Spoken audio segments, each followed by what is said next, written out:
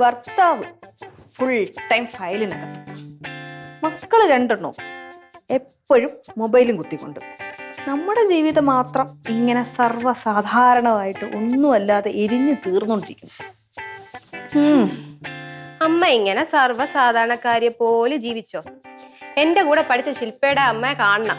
അമ്മയുടെ ഫ്രണ്ട് ആയിരുന്നില്ലേ? ലേഖ VS അല്ലേ? BSO KSO. ദാ ഒന്ന് നോക്കിയേ.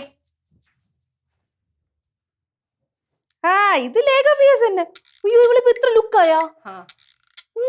കൊള്ളാലോ. ഇവിടെ ഇവിടെ ദാ നോക്ക്. അയ്യോ, ഇത് ശില്പ ചേച്ചിയുടെ അമ്മയാണോ? അയ്യോ, കണ്ട ശില്പ ചേച്ചി ചേച്ചിയെ പോലെ ഉണ്ടല്ലേ. അതാണ്. അയ്യ ചേച്ചി, ഇതൊക്കെ ഫുള്ള് മേക്കപ്പ് ഇടി. ഒട്ടും അസൂയില്ല.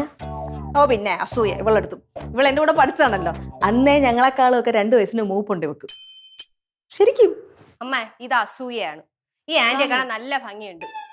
ആ, ഭംഗിയൊക്കെ ആർക്കും ഇപ്പൊ വരുത്തിക്കാലോ, എന്തൊക്കെ വേണമെങ്കിലും ചെയ്തിട്ട്. പണ്ടേ ഇവളെ കാണാൻ ഒരു വൃത്തിയും മെനയില്ലാത്തൊരു പെണ്ണായിരുന്നു. നനയ്ക്കത്തുമില്ല, കുളിക്കത്തുമില്ല, മൂക്കൊക്കെ ഒലിപ്പിച്ച് മാറിയൊരു കോലായിരുന്നു. അതൊക്കെ സഹിക്കാൻ പറ്റാത്തൊരു സാധനം ഉണ്ടായിരുന്നു. തല നിറച്ച് നീരും പേനും. അയ്യോ, ഫുള്ള്. എന്നിട്ട് ഞങ്ങൾ ഫ്രണ്ട്സ് ഒന്നും ഉണ്ടല്ലോ, എന്റെ അടുത്ത് പോയി ഇരിക്കില്ല, ഞങ്ങൾക്ക് അറപ്പായിരിക്കും. ആ, അതൊക്കെ പണ്ടല്ലേ. ഇപ്പൊ ആന്റിയെ കാണാൻ നല്ല ഭംഗിയുണ്ട്. നിങ്ങൾ ഇത് ആരുടെ കാര്യം പറയണേ?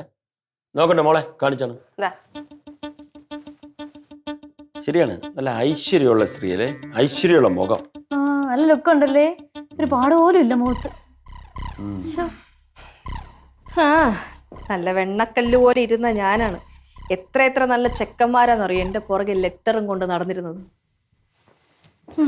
അപ്പൊ ഈ പഴമക്കാര് പറയണത് ശരിയാണല്ലേ? പഴമക്കാര് എന്തോന്ന് പറഞ്ഞെന്ന്?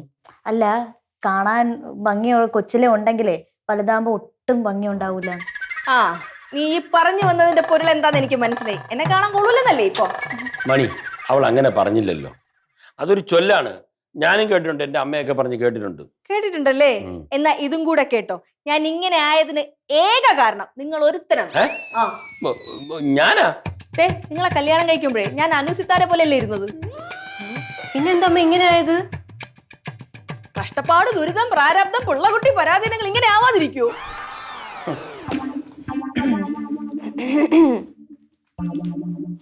അല്ല മണി, നിന്നെ കാണാൻ ഇപ്പോഴും നല്ല ഭംഗിയുണ്ടല്ലോ. ചില സൈഡിൽ നോക്കുമ്പോഴേ നീ ഇപ്പോഴും അനുസിത്താരെ പോലെ തന്നെയാണ്. അല്ല അച്ഛാ, അച്ഛൻ ഏത് സൈഡിൽ കൂടെ നോക്കിയപ്പോഴാണ് ഈ അനുസിത്താരെ ലുക്ക് തോന്നി?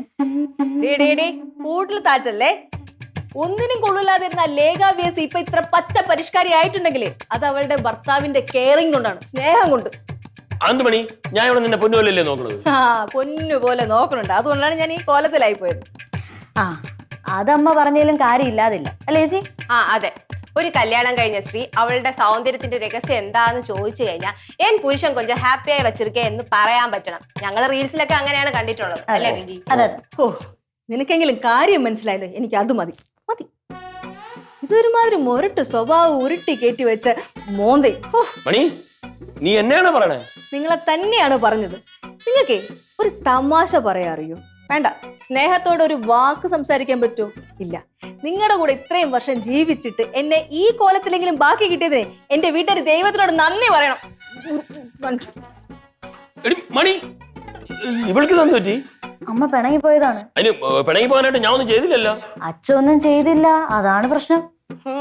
അമ്മ പറയുന്നതിൽ കാര്യമുണ്ട്. അച്ഛന് തീരെ ഹ്യൂമർ സെൻസ് ഇല്ല. ഹ്യൂമർ സെൻസ് ഇല്ലെങ്കിൽ പോട്ടെന്ന് വെക്കാം. അച്ഛൻ ഒട്ടും റൊമാൻറ്റിക് അല്ല അച്ഛാ.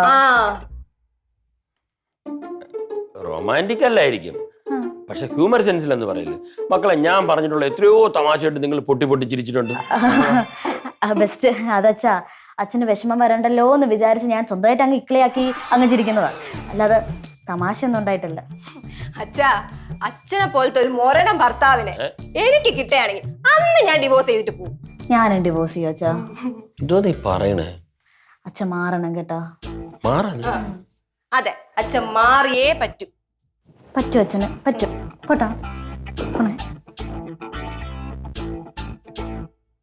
പറ്റും. മാറണം. പിള്ളേര് പറയണേലും കാര്യമുണ്ട്. മാറ്റം അനിവാര്യമാണ്. ഉം. അല്ല, മാറ്റം പ്രകൃതി നിയമമൊന്നും ഉണ്ടല്ലോ. മണിയേ, മണിക്കുട്ടി.